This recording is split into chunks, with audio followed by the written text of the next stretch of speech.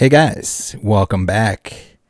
Since we're still waiting on the Gold Star dog video, counter copyright to go through, let's dig some more with the many online card house accusations and complaints.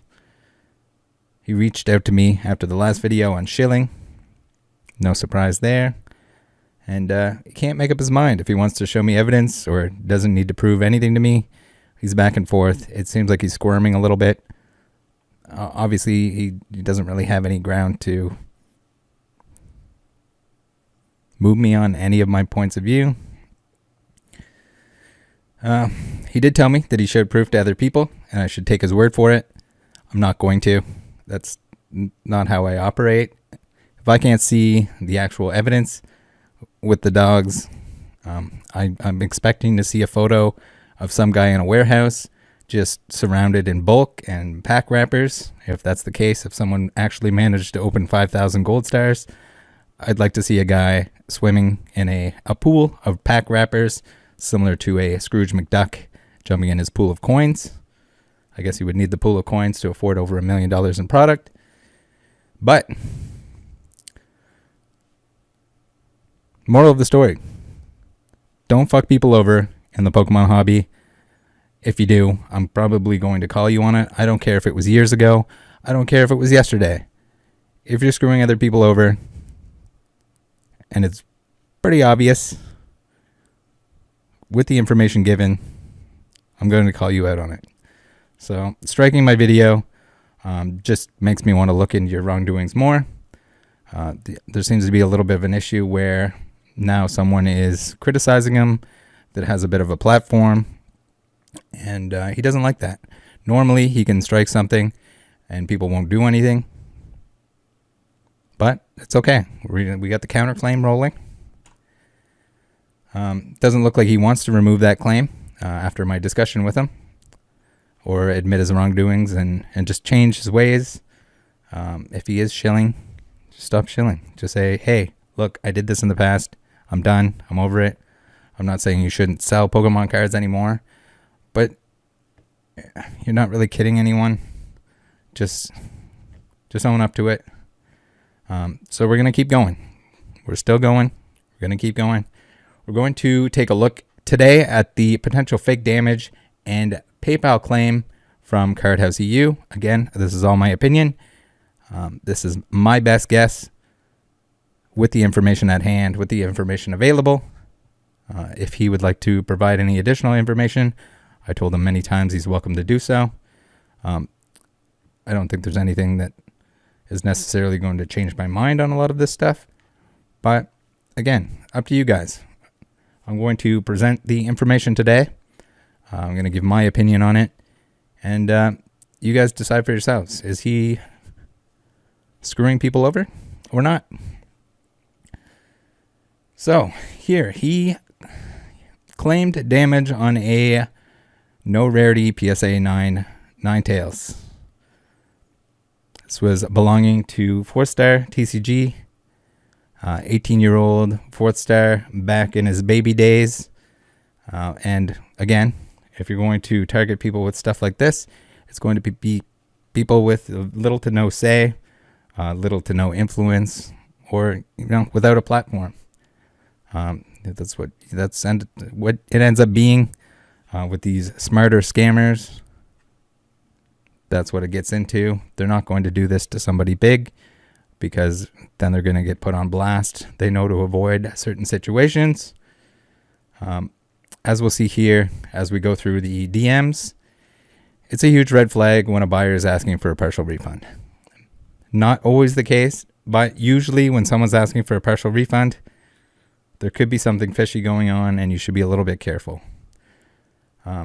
And especially in this case where he's asking for a partial refund and then regrades the same card as a 10, from a 9 to a 10. So, as I said, this is along the lines of smarter scams. It's not like I just didn't ship anything to someone, which is a little bit easier to prove. He's going to target the little guy. Same with the shilling stuff. Like we can say that it looks like a shill bid, But in essence, it's very hard to actually prove, short of actually knowing that it's his account, that he made the other account. I mean, it can be as obvious as humanly possible, but there's still that small fraction of doubt that we always have to have in mind. When we're looking through these, we also have to keep in mind that Cardhouse is known for resubmitting 9s and trying to get 10s. We've seen this with the Typhlosion 17. He even mentions it in here. He mentions resubmitting within this.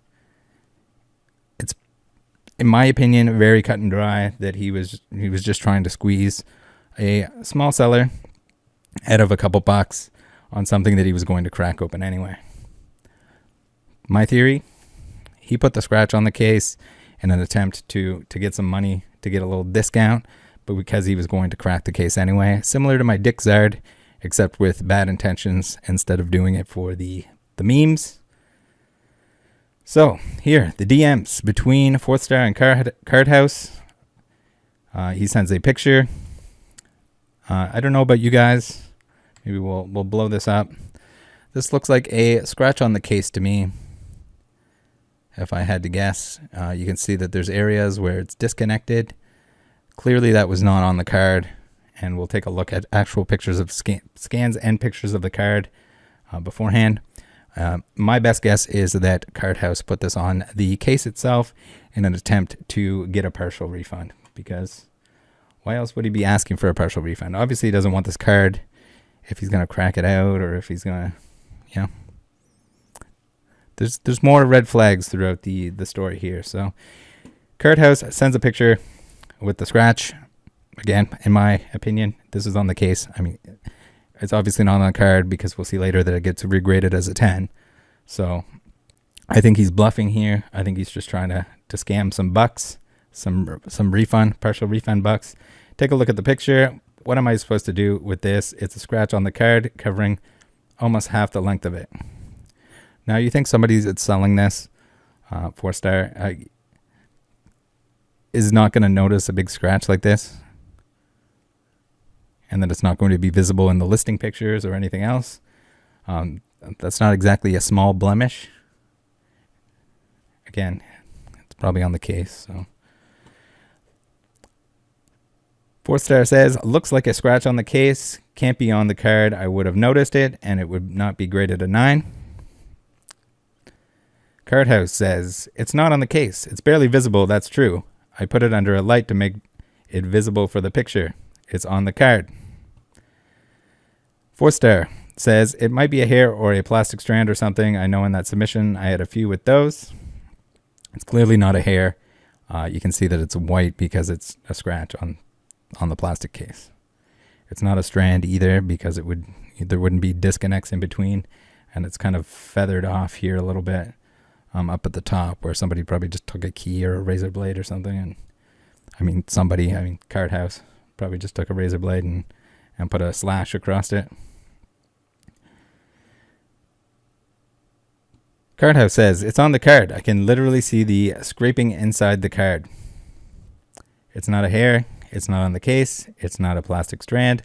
Look, man, I get that you're trying to get the best solution for yourself, as no one likes complaints. But when there's something like this, own it. 4 Star says, okay then, you can send the card back to PSA and have them regrade it if you feel there's an issue. Cardhouse says, why would I do that? I paid for a card that's 9 worthy. This one is not. I'm coming to you to get a solution rather than getting PayPal to fix it for me. 4 Star says, I sold the card with a professional opinion as to its condition rendered. If you disagree with that grade, then your issue is with the grading company, not me. Cardhouse says, you should probably choose to do something with my willingness to communicate. So here we go with the little like power trip by the buyer. This is like typical shitty eBay buyer attitude. Fix this for me.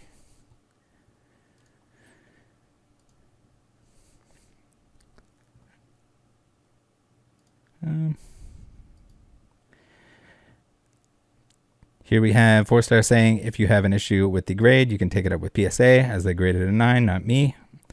Cardhouse replies with, okay, so if I send this card to be regraded and it gets anything under an 8, you refund me then? By that logic, my claim is legitimate. You're telling me I'm bullshitting you. So this is interesting because he's already talking about regrading it, which, again, red flag. 4-star at this point in time probably didn't know that Card House is known for regrading. That's one of his things outside of allegedly shilling auctions. He's also regrading 9s into 10s. So just a note, if you're buying 10s, make sure you're looking at the card because it's probably just a regraded 9.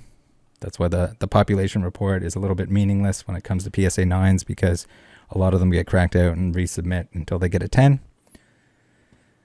All right, 4-star says, no, I would not. PSA would refund you the difference in value between the two grades as long as you keep the card encapsulated. So this is something that should be common sense to anyone that was submitting to PSA.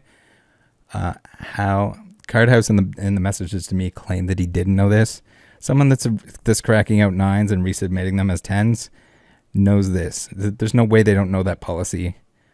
You had to be like, there's no way you're going to make me believe that not only did you not know about it, but 4-star tells you at the time that you can do it. So even if you didn't know about it somehow, which you did, you almost certainly did, he's now telling you that you can do that. Which is important too, because he knows this, but he still cracks the card out and he resubmits it to get a 10. Why would you crack the card out if you thought it was going to get a lower grade when you can get the difference in value with the PSA guarantee? So I think this is the biggest thing that says, hey, Card House, you're full of shit and you were trying to scam for a partial refund. That's my opinion. You guys, let me know down below. Is he scamming here? Or was this a misunderstanding? So Card House here, again, he's still going on because he wants that partial refund. He doesn't want to send the whole thing back. He doesn't want to open a claim. He just wants an easy partial refund. And he says, you as a seller are responsible for your sales just like I am for mine. If I didn't catch something, I'd own it and do something about it. You're just beating around the bush trying to push responsibility on PSA. Look, man, I'll just open a PayPal case. You don't want to fix this. I can see. I do not want to fix this. There's just nothing I can do. You could own up to it and partially refund me for it, or let me return the card to you and get a full refund. I'm sorry I can't do that, as I can't own up to the mistakes of a PSA grader. There was no mistake by a PSA grader here. This is a scratch on the case. I delivered what you purchased. What you delivered is a farce. I was under the impression I bought a PSA 9 worthy card. So this is a scenario where even if he wasn't baiting the partial refund, he might be just baiting a full refund, in the fact that if he got the 9 and he decided like, hey, this is going to be really hard to crack and resubmit as a 10, if he notices other little flaws on it, not the giant scratch that he probably put in the case himself, but I think the best thing to do in this scenario is just to have somebody send it back. Don't do the partial refund thing because you're just encouraging bad activities. Get them to send it back and relist it, block the person. And, you know, it sucks that you're going to have to take a loss on the shipping cost, but at the same time, better to just avoid people like this in general, have them to your block list and then not have to worry about them making future purchases from you. So here, 4-star says, I'm sorry you feel that way. You purchased an opinion, not a guarantee.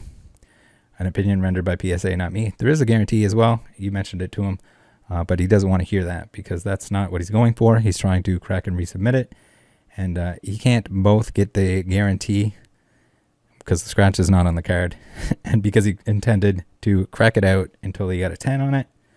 Who knows how many times he actually submit the card to get the 10. Could have been multiple, could have been one. Who knows? I guess PSA would know. I'll open a case. Sorry you don't want to be a seller with a decent service. This is pretty funny coming from Card House. I'm insured with MasterCard. I'll get my money one way or the other. So like, again, there's no reason for him to still be making threats and everything else. He is still like just horny for a partial refund. He's just trying to pressure the partial refund. PayPal does not side with the buyer on those type of cases. They have been attempted before and all those buyers have lost. I have given multiple solutions to this problem. And CardHouse says, I'll try my chances. Yeah, you did try your chances to try and screw somebody over. So now we have an email. And this is in between Forsta and TCA Gaming, where Forsta says, hey, Rusty, I'm not surprised you've never had an issue. He's a fairly significant seller, so I would assume he's not scamming in every deal. From what we've gathered from forum members and also from my experience, when things do happen, they happen to people with much less power and influence. For example, when I was a freshman in college and short on money, I sold him a PSA 9, no rarity 9 tails. He tried to pass off the card as damaged inside the PSA case, not worthy of the 9 grade, and wanted a partial refund. I fought the PayPal case and won, and he then cracked the card and regraded it a 10. Obviously, it was never damaged, and he was just trying to squeeze some money out of me. As you mentioned, this isn't your story to tell, and I certainly don't expect you to do so. Business is business, and if all your transactions with him have been good, then that's wonderful. However, I'd just note the way he interacts with you, a large and influential figure in the community, is very different from how he's seen. I've seen him interact with people who do not have that status. It certainly won't cause any issues between us if you go off your own experience with him, but I just wanted to make sure you're aware of it. Thanks. So, here, TCA says, he had told me about the 9 tails issue and basically came out matching up with yours word for word, except he says he really didn't think it was damaged. He really did think it was damaged. Sorry, I think I said didn't there. I originally wanted to crack it because it had a big scratch on it and I didn't think it could sell it. When I cracked it, I found out the scratch was actually a plastic strand from PSA, so I tried my luck again. I really doubt this was a plastic strand. If you take a look at the picture that we had up there originally, it looks like a scratch, almost certainly on the case. And when we look at the other pictures here, we'll see that there's no way that scratch just magically appeared on the card. It looked like a pretty significant scratch, and it was a scratch. It wasn't a strand. There was disconnects, and there was also a feathered off piece where the blade probably went down in a different direction. So I tried my luck at regrading, and it came back at 10. So, misunderstanding? No. I mean, TCA probably also given the whole situation the benefit of the doubt, but that's not why we're here. We're going to look at this from the outside. Here is the card. Here's the scan of the card, probably the one that was on the listing itself. And as you can see here, zero sign of a scratch. And one is significant as was on the image that was provided. Obviously not like this. Here's another photo, just in case we want a photo of it. No scratch to be found. Pretty weird, right? I don't see any strands floating around in there.